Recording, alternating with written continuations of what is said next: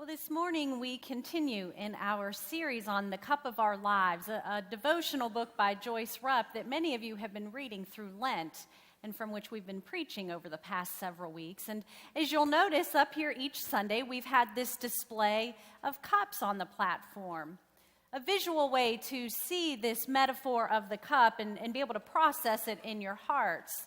It's a visual parable, if you will. Well, this service, some of you all in this service may remember that the very first Sunday that we had this display up here, someone passed by the front and the inevitable happened. What happened? It broke. It smashed to the ground. That's right. There was a loud shattering of the ceramic and a gasp from you all and from us up here. A gasp, shattered pieces. That's what brokenness is. But let's be honest this morning. None of us really needs to be reminded of what brokenness looks like, do we? It's all around. We have all felt the effects of being damaged in our own ways. We have felt the pieces of our lives shatter against the ground. Maybe it was a doctor's diagnosis, or maybe it is the pill or the drink that has its claws into you. Maybe it's job loss. Maybe it's an unfaithful spouse, or maybe it was the call from the hospital at 4 o'clock in the morning, letting you know that somebody you love won't be coming home. If you're breathing this morning, then you know what brokenness feels like. And so I don't want to focus just on brokenness this morning. Instead, I want to talk about something that is perhaps a little more elusive. Something that requires a bit of faith from us. I want to talk about healing and the mended cup. Because all too often, God is at work in our lives, mending our fractured pieces, but we fail to see that healing power at work in us. But the good news of the gospel should always shift our focus from our broken condition to God's perfect character. And who is this God? Well, in our passage from Ezekiel this morning, we are told that God is the one who seeks out the sheep. But this word seek, in the original Hebrew, it doesn't mean looks for. Instead, it means examines. So it paints a picture of a God who finds the sheep, but then examines all of the places where they have been wounded in order to bring healing, to bind those wounds. And in these 6 small verses from Ezekiel, God uses the phrase, I will, 12 times. The I am says, I will. But how often do we push the I am back into the past where we dwell in our broken situations? Or how often do we believe the promise of I will, thinking that we have to fix it ourselves?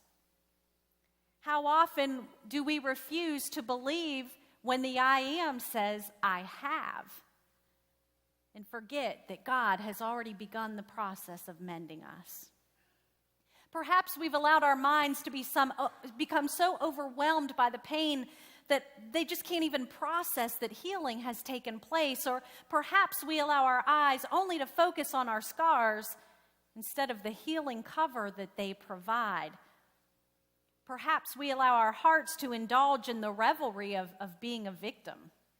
And we allow that status of victim to be that which defines us instead of our status as children of the King.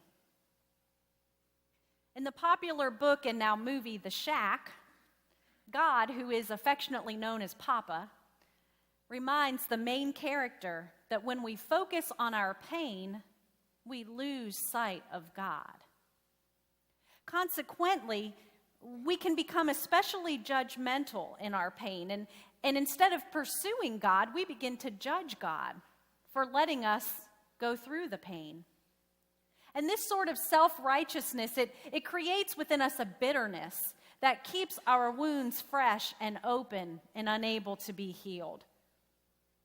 When we've been broken, there is oftentimes this great temptation to self-destruct even more deeply. And our brokenness can lead us down a path where we create more pain in our lives. Because sometimes we want the pain to end so badly that we will indulge in other painful behaviors just to forget about the thing that's really hurting us. We turn to substances that carry us away for a moment instead of turning to the one who holds us for all time. We turn to relationships that fill the void instead of turning to the one whom we were created to crave. We turn to anything that we can control instead of turning everything over to the one who controls galaxies and gravity and seasons and stars. We turn to our own strength and we fail to realize that it's through our own weakness that we can then be made whole. For if we allow it, God seeks to enter into our places of weakness, helping us to control those addictions, helping us to navigate through job loss without losing a sense of self-worth, helping us travel the road of a failed marriage without feeling like all has been lost. I think for many of us, it can become very easy to fall into the trap of thinking that only brokenness and pain exist in this world. Because even if this morning you're not experiencing any type of deep pain in your life, you know that it exists all around you, and you know inside that someday it'll strike you again. And so we need to be reminded that God's promise to us is that God will win the day. We need to pray daily for the faith to believe this and for the hope to desire this. I'll be the first to confess to you all that when I'm going through a dark and painful period of life, I can get inside my own head. And I can begin to believe more in the power of my broken pieces than in the power of my Prince of Peace. And I suspect many of you could confess the same. We forget that God created all of this out of nothing. We forget that God is still creating out of us. Now, that cup that was broken into all of those pieces a few Sundays ago, it could never repair itself. But in the right hands, with some care, with some gentleness, it could allow itself to be made whole by someone who could see exactly how all of the pieces could fit together. In the right hands, that broken cup could once again have use and purpose behind it. And so in the right hands, this cup could be mended. And here it sits today. But how many of us fail to notice the healing and the mending? How many of us fail to see when things have been repaired? Because we assume that brokenness leads to uselessness, and uselessness leads to worthlessness. And what do we do with something that's worthless? We throw it out, and we do it quickly. But God promises to gather the pieces of our lives together as the only one who sees how they all fit, as the only one who can truly make us whole and once again return us to our rightful place as children in the kingdom. And not only will we be made more purposeful and stronger because of our cracks, we'll be made more beautiful because of the story that they tell. There's a Japanese art form called golden repair. When you translate it into English, it means golden repair. Now, Japanese artists, they use this art form when a precious piece of pottery has been broken. And after mixing a lacquer resin with powdered gold, they use the resin to put the broken pieces back together. And what they end up with is a bowl or a pot with cracks in it. But the cracks are filled with gold. Golden repair. Now, such restoration creates a gorgeous piece of art, but it makes a profound theological statement as well. For golden repair asserts that breakage and repair are a unique part of the history of an object. And it's not something to be denied or disguised, but rather to be celebrated as a part of the story that has been overcome. Now, this mended cup that you see here this morning, if you were to come up and take a close look, you would see that it still has some scars. Evidence that at one time it had been fractured. And so will you. But don't make the mistake of viewing your scars as reminders of pain. Because even Christ himself in his resurrected and glorified state carried his scars with him, not as reminders of his death, but as reminders of victory over that death. Your scars should be reminders that although you have been broken by lesser powers, the greatest power has healed and mended you. Scars are not partners with brokenness, but rather proof that you have been healed. The scars on Jesus' hands remind us of just whose grip we are in, no longer in the bondage and grip of slavery, of sin and death, but now through the mended scars of Christ, we are held in the grip of the one who frees us and releases us. Jesus' death and resurrection were the divine actions of God in the world to begin mending the entire cosmos, of saying that the principalities that have sought to wound and destroy you no longer have the power to do so. Instead, look, I am now doing a new thing, and the new creation has begun. No longer can your wounds keep you from me, and no longer are your cracks fatal. Yes, there is pain in the world. Yes, there is heartache in the world, but be of good cheer. I have overcome the world.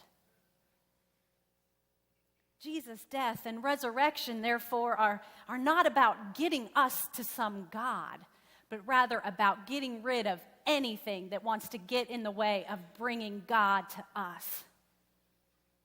And God is not just this gentle healer who caresses us, because the work of healing in this world is dangerous work. There are thieves who seek to kill and to rob and destroy. There are lions who seek to devour.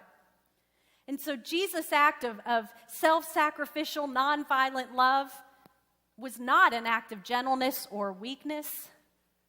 Instead, Jesus wielded the most powerful weapon ever known, the weapon of love. Because God knows that brokenness is never repaired by more brokenness, violence is never overcome by more violence, evil will never be defeated by evil. Peace is not merely the absence of warfare. It's about removing anything that threatens God's ability to come and make us whole. And so only love can defeat evil. Only love can defeat pain. Only love can defeat death, because only love can outlast all of those things. Only love can bring peace. Only love can bring healing. And so the scars that Jesus wears, they are triumphant shouts of victory that cry out, death, your sting has been removed, and death, your victory is no more. Love has overcome violence, and life has overcome death. Jesus' scars remain as a banner of victory, and yours can too. Though you have been shattered as clay against the ground, you are held in the scarred hands of the one who is already at work mending you one piece at a time. And so our scars, our mended wounds, are signs of victory all over this world.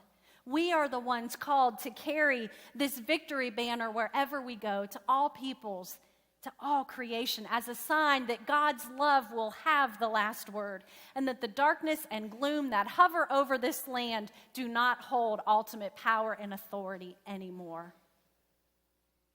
And by carrying this victory banner, this is how we become, in the words of Henry Nouwen, the wounded healers. Because we all know that the most beautiful and the strongest people in this world are those who have cracks filled with gold. The parents of an autistic child who give other families valuable guidance. The AA sponsor who leads a fellow alcoholic down the path to sobriety. The wife of an Alzheimer's patient who gives insight to other families. the survivor of abuse who offers a lifeline to others to help them escape their situations. Pastor Rick Warren writes, "Other people are going to find healing in your wounds, and your greatest life messages and ministry will come out of your deepest hurts." Now, I know that there are many of you in here who can attest to that truth because you yourself are now leading others through their own crises, through things that you have overcome with Christ, and you're now guiding others on that same journey. But I suspect there may be others of you in here today who God is calling to do the very same thing, and maybe today is the first day to take that bold step in becoming a wounded healer for someone else. This morning, you don't need to be reminded that you're broken, because you already know that. You need to be reminded that you are being healed, that the cracks in your life are not the end of the story.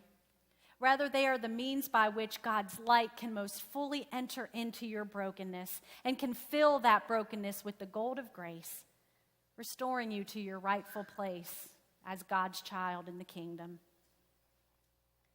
So today, tomorrow, this week, as you travel toward the cross, look at your scars. Examine them.